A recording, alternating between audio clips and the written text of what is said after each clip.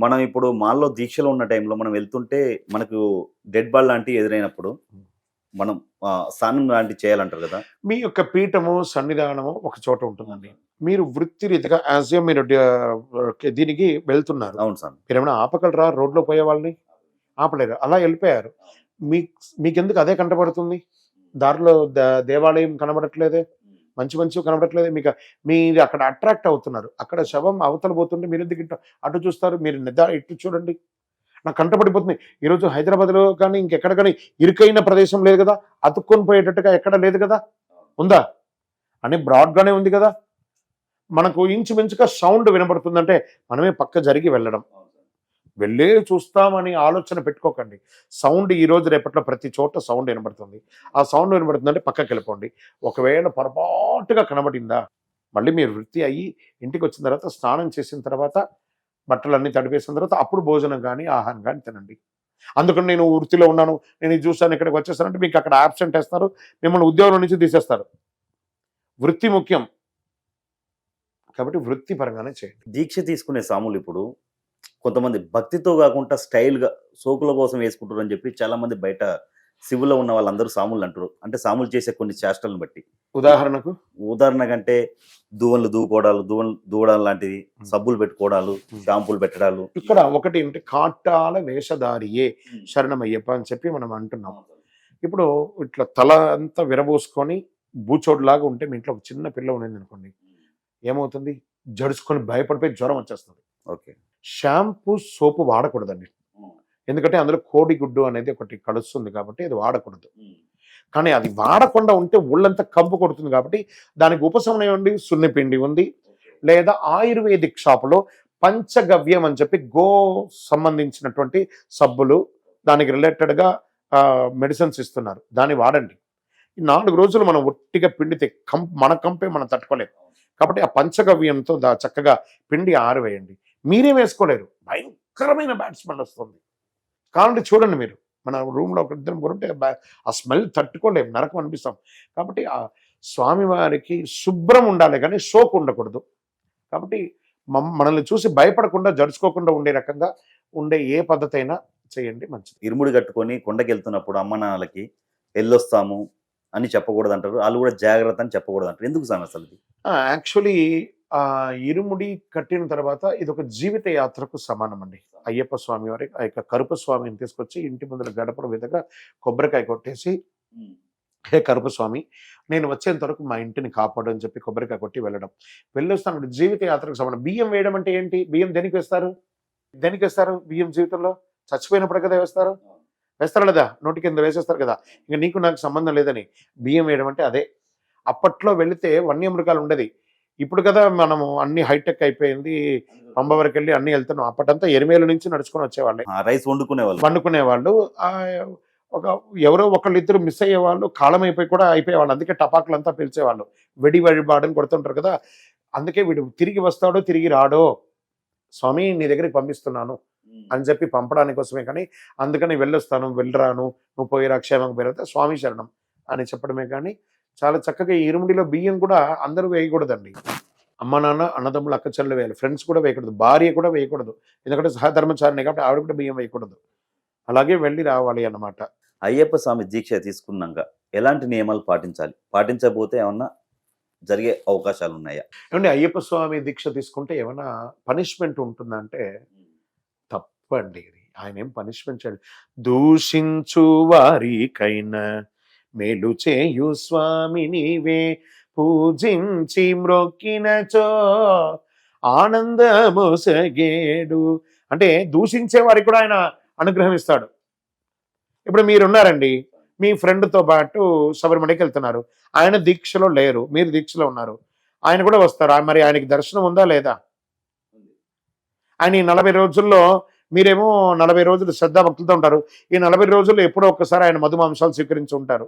మరి ఆయన దర్శనం వచ్చినప్పుడు ఆయనకు దర్శనం వస్తుందా లేదా? మరి అక్కడ పనిష్మెంట్ ఎందుకు ఇస్తాడు స్వామి? అలా కాదట. అయ్యప్ప స్వామిని చూడడానికి కాదు దీక్ష. ఆ స్వామివారి ముంగిట పదినెట్టాంబడి ఇలా ఉంది చూసారా? ఈ పావనమైనటువంటి పదినెట్టాంబడి మీద అడుగు పెట్టాలంటేనే దీక్ష. ఎందుకునంటే ఆ పరశురాముల వారు ప్రతిష్ఠ చేయడానికి శబరిమలకి తీసుకొస్తున్నారు. అయ్యప్ప స్వామి బాణం వేస్తే అది 5 చోట్ల పడిందట. అచ్చన్ కోవిల్, ఆర్యన్గావు, కుళత్తపడి, ఎరుమేలి, శబరిమల అని 5 చోట్ల పడింది. మిగతా 4 చోట్ల కూడా దేవాలయం భూమి మీద ఉంది.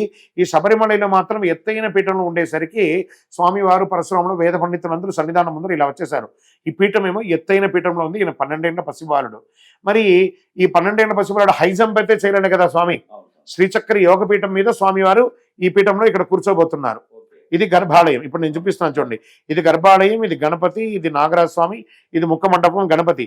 ఇవన్నీ కూడాను మా స్వామివారి యొక్క ధ్వజస్తంభం. ఈ ఎత్తైన పీఠము ఇలా ఉండేసరికి పందలరాజా వారు ఇలా ఎత్తైన పీఠంలో గుడిని కట్టేశారు. మరి స్వామి ఎలా వెళ్ళాలి, పైకి వెళ్ళాలి అని అనుకున్నప్పుడు 18 మంది దేవతలు మగిషి అనే రాక్షసిని సంహరించిన కృతజ్ఞతాభావంతో ఒకరిపై ఒకరు మెట్ల వలె పరున్నారు.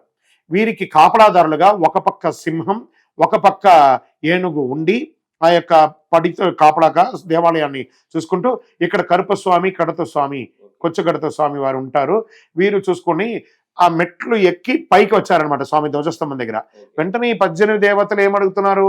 హే మణికంఠ, హే అయ్యప్ప, నువ్వు మాపై కాలు మోపి ఎక్కావు కదా, ఈ రోజు నుండి నిన్ను చూడ్డానికి నా మీదే అందరూ రావాలి.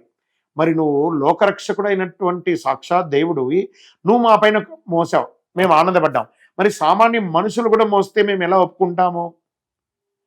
మరి ఏం కావాలయ్యా? మాకు ఒక వరం కావాలి స్వామి. ఏం వరం కావాలయ్యా? మీకు తత్సమానులుగా ఉన్న వాళ్ళు మాత్రమే మా పైన కాలు మోపాలి. అంటే ఎలా అయ్యా? ఒక మండల కాల బ్రహ్మచర్య దీక్ష ఉండాలి. ఎలా? 27 నక్షత్రాలు, 12 రాసులు, 9 గ్రహాలు, అష్టదిగ్బాలకులు కలిపిన 48 రోజులు, 3 పక్షములు, 3 ప్రాయచిత్తంగా ఉన్న 48 రోజులు ఎవరైతే వ్రతం ఉండి పైకి వస్తారో అది కాలగర్భంలో లౌకిక మండలంగా 41 అయింది. కానీ దేవతా మండలం 48 అంటారు. ఈ మండల కాలం వ్రతం ఉండి స్వామివారి దగ్గర ఇరుముడి కట్టుకొని ప్రదక్షిణం చేసి ఈ పైన ఇలా ఇది ఉంటుంది కదా, బ్రిడ్జ్ ఉంటుంది కదా, చుట్టూ బ్రిడ్జ్ వచ్చి ఇప్పుడు ఆ బ్రిడ్జ్ కూడా తీసేపోతున్నారు అనుకోండి. వాస్తుపరంగా ఇలా వచ్చి స్వామివారిని ఇక్కడ వచ్చి ప్రదక్షిణ చేసుకుని దర్శనం చేసుకుని ఇలా బయటికి వచ్చేస్తారు అందరు కూడాను. స్వామివారు అప్పుడు అన్నారు, మరి స్వామి అప్పుడు అయ్యప్ప అడుగుతున్నారు, ఏమయ్యా మరి తక్కువ కాలం దీక్ష తీసుకుంటారు ఎవరైనా, వాళ్ళకి ఇబ్బంది కలుగుతుంది, వారికి ఇబ్బంది, ఆరోగ్యం బాగుంటుంది, చిన్నపిల్లలు ఉంటారు, మరి వాళ్ళంతా కాల్ మండలం, అర్ధ మండలం 11 రోజులు 20 రోజులు వేసుకోవచ్చా అని అయ్యప్పే అడుగుతున్నారట. అప్పుడు ఆ మెట్లు అంటున్నారు, స్వామి ఇక్కడ ఒక సత్యమైనటువంటి దీపం పెడదాం, ఆ దీపంలో చేయి పెడితే కాలకపోతే వాళ్ళకి అర్హత, కాలితే వ్రతం ఉండాల్సిందే. చెప్పండి, దీపంలో చేయి పెడితే కాలకుండా ఉంటుందా? కాలుతుంది. ఈ 18 అంబడి అగ్ని. 41 రోజులు దీక్ష చేస్తేనే అర్హులు, లేకపోతే దాని పనిష్మెంట్ అది చేస్తుంది. స్వామి మా పైన తప్పుగా అడుగు పెట్టిన వాళ్ళకి మేము పనిష్మెంట్ ఇస్తాం, అందులో మీరు కూడా ఎంటర్ కాకూడదు. మళ్ళీ మీకు చెప్తున్నాం అయ్యప్ప, మిమ్మల్ని చూడడానికి పక్కదారి ఇస్తాం, అక్కడి నుంచి వచ్చి చూసుకోమనండి. కానీ మా పైన కాలు మోపాలంటే 10th క్లాస్ ఎగ్జామ్ రాయాలంటే అటెండెన్స్ ఉండాలి, చదువు ఉండాలి. డిగ్రీ రాయాలంటే అటెండెన్స్ ఉండాలి, డిగ్రీ ఉండాలి, చదువు ఉండాలి. అలాగే ఇందులో అడుగు పెట్టాలంటే దీక్ష ఉండాల్సిందే. మరి ఇప్పుడు 21 రోజులు 11 రోజులు వేసే సాములకి మీరు ఏం చెప్తారు స్వామి? వాడు ఆ రోజు చాలా బాగుంటాడు, అగ్ని కాల్చక మానదు. శరణమయ్యప్ప. అయ్యప్ప స్వామి దీక్ష చేసుకున్న సాములు పూజ చేసేటప్పుడు చెట్టు లాంటి ఇప్పడం జరుగుతుంది, అలాగే భిక్ష చేసే టైం ఎందుకన్నా? ఇప్పుడు సమానం. అడుగు అడుగున అయ్యప్ప, అందరిలోను అయ్యప్ప, నీలో నాలో అయ్యప్ప, నిర్మలమైన అయ్యప్ప, అచ్చట ఇచ్చట అయ్యప్ప, ఎచ్చట చూసిన అయ్యప్ప, అందరిలోనూ అయ్యప్ప, ఆదరించు దేవుడు అయ్యప్ప. మీరేమన్నారు? భిక్ష చేసేటప్పుడు, పూజ చేసేటప్పుడు. ఈ శబరిమల మీరు వెళ్ళారు ఎప్పుడైనా యాత్రకు? ఎన్నిసార్లు వెళ్ళుంటారు? సరే, 9 సార్లు వెళ్ళారు. ఈ గుడి కాకుండా ఈ ప్రాంతం అంతా ఎలా ఉంటుంది? ఎక్కడ పడితే ఎక్కడ పడుతూ ఉంటారు, ఎక్కడ పడితే బ్యాగులు ఉంటాయి, ఎక్కడ పడితే అక్కడ ఇరుముళ్ళు ఉంటాయి, ఎక్కడ పడితే మనం ఇరుముడి తొక్కుతామో అది తెలీదా, ఎక్కడ పడితే బ్యాగులు ఉంటాయి, ఇరుముళ్ళు ఉంటాయి, ఏమి ఉంటాయి, నడవడానికి స్పేస్ ఉండదు. మరి అవన్నీ అలవాటు కావాలనే కదా, ఇక్కడి నుంచి అది ట్రైనింగ్ కదా. తర్వాత మీరు సివిల్లో ఉంటేమో కడక్ ప్యాంట్ షర్ట్ వేసుకుంటారు, మీ డ్రైవర్ ఏమో సామాన్య డ్రెస్ వేసుకుంటాడు. మరి ఇప్పుడు మీ డ్రైవరు మాల వేసుకున్నాడు, మీరు మాల వేసుకున్నారు, సమానమే కదా. మరి అక్కడ కూడా చూపిస్తారు. అక్కడ ఇప్పుడు మీరు మీ డ్రైవర్ స్వామి మాల వేసుకుంటే మీరు ఆయన పాదాలకు నమస్కారం చేస్తారా, చేయరా? డ్రైవర్ అంటారా? ఎందుకని? అయ్యప్ప సాక్షాత్ అయ్యప్ప అయిపోయాడు. సమబంతి భోజనం చేస్తారా, పక్కన కూర్చోబెడతారా? లేదు, అందరం సమానంగా. మరి మీరు సివిల్లో ఉన్నప్పుడు డ్రైవర్ మీ సీట్ పక్కన కూర్చోబెట్టి తినిపిస్తారా? ఎందుకని? అప్పుడు హోదా. హోదా. వాస్తవానికి వాళ్ళు కూడా కూర్చోవడానికి సాహసం చేయరు.